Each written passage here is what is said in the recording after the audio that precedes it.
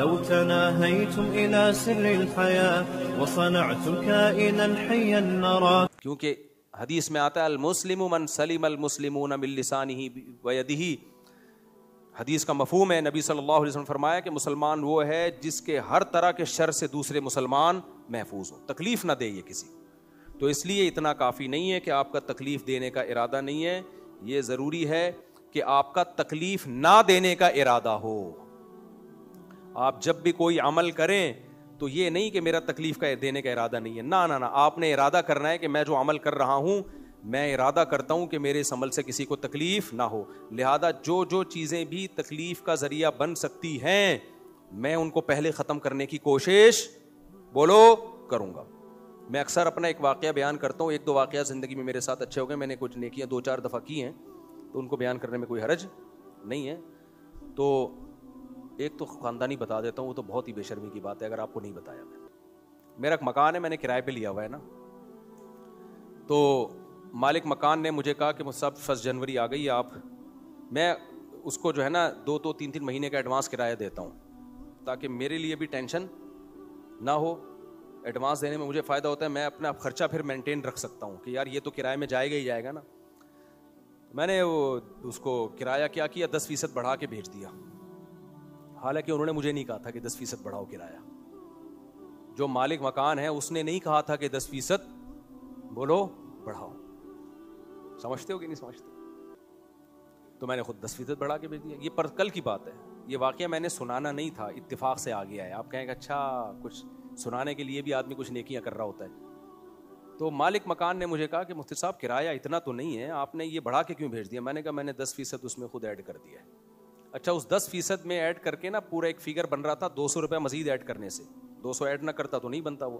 میں نے کہا اب یہ 200 کا کیا، پورا بڑھا کے پورا ایک اماؤنٹ ہو جائے. میں نے دے دیا تو وہ سمجھے سے غلطی سے بھیجا ہے.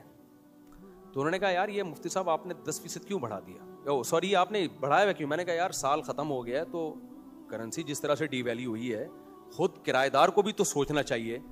جس آدمی نے آپ کو اپنا گھر دیا ہوا ہے اب آپ کب تک وہ کرایہ چلاؤ گے؟ آپ خود بھی تو کوئی غیرت کرو نا، بڑھا دو. اور کرایہ بھی بہت معقول ہے، کوئی یہ نہیں کہ بہت زیادہ کرایہ لے رہے ہوں. تو آپ جب کرایہ معقول لے رہے ہو ہم سے، کیونکہ ہم نے کرایوں کی ویلیو پتہ چلائی کہ بھائی یہ معقول کرایہ ہے، زیادہ نہیں لے رہا ہم سے. تو جب آپ ایک اخلاقی ایک کام کر رہے ہو، معقول کرایہ لے رہے ہو، بہت بڑھا کے نہیں لے رہے، تو کرایہ دار کا بھی فرض بنتا ہے کہ جو معقول اضافہ بنتا ہے وہ اضافہ کرے. تو اس لیے میں نے یہ 10% خود ہی بڑھا دیا ہے. اس کی آڈیو پڑی ہوئی ہے میرے پاس ابھی. کہتے ہیں مفتی صاحب اللہ کی قسم زندگی میں پہلی دفعہ میں نے اس طرح دیکھا ہے کہ کرایہ دار نے مالک مکان کے کہے بغیر خود بڑھا کے غیرت اور حمیت کی بنیاد پہ دے دیا. شو مارنا مقصد نہیں ہے، کیونکہ انسان صرف اپنی اچھی باتیں بتاتا ہے، اپنی خراب باتیں کبھی بھی ممبر پہ بیٹھ. ہو سکتا ہے کتنوں کی کرایہ دبا کے کھا کے بیٹھا ہوا ہوں میں، وہ میں واقعات کبھی آپ کے سامنے بتاؤں گا نہیں، ہو سکتا ہے. اس لیے میں کہتا ہوں ممبر پہ جو خطیب اپنی تعریفیں کر رہا ہو نا تو بہت زیادہ اس سے عقیدت میں نہیں جایا کرو، کیونکہ شریعت کا حکم ہے اچھائیوں کو بیان کیا کرو، برائیوں پہ کیا کیا کرو. تو یہ بھی نہیں کہ میں کوئی برا آدمی ہوں، لیکن میں صرف بتانے کا مقصد یہ ہے کہ یہ موٹیویشن کے لیے آپ کو بتا رہا ہوں کہ اگر میں نہیں کہ یہ کام کرتا، سامنے والے کے دل میں خیال آتا یار ہم جب مروت میں مفتی صاحب کو ہم نے گھر دے دیا اور مناسب کرایہ لے رہے ہیں تو اب یہ بھی اپنے مفتی ہونے کا ناجائز فائدہ اٹھا رہے ہیں. کیونکہ مذہبی لوگوں سے لوگ کہتے ہوئے بھی شرم کھا رہے ہوتے ہیں، آپ حضرت جی ہیں پتہ نہیں دیں گے بھی یہ کرایہ نہیں. تبھی میں کرایہ بزرگوں ٹائپ کے لوگوں کو مکان کا دینے کا قائل ہی نہیں ہوں. نیک لوگوں کو اپنا مکان چرسی کو دے دو، کیونکہ کرایہ بڑھاؤ گے نہیں بڑھائے گا تھپڑ مار کے بڑھوا دو گے. مکان خالی کروانا ہوگا چپیٹ لگا کے خالی کروا دو. کسی نیک انسان کو دے دیا نا آداب میں ہی مر جاؤ گے. یہ تجربہ ہے میرا، آداب میں مر جاؤ. آپ جاؤ گے اس کے پاس، حضرت آپ اتنے ماشاءاللہ نور چہرے پہ آپ کا، 10 سال ہو گئے آپ 5000 کرایہ دے رہے ہو.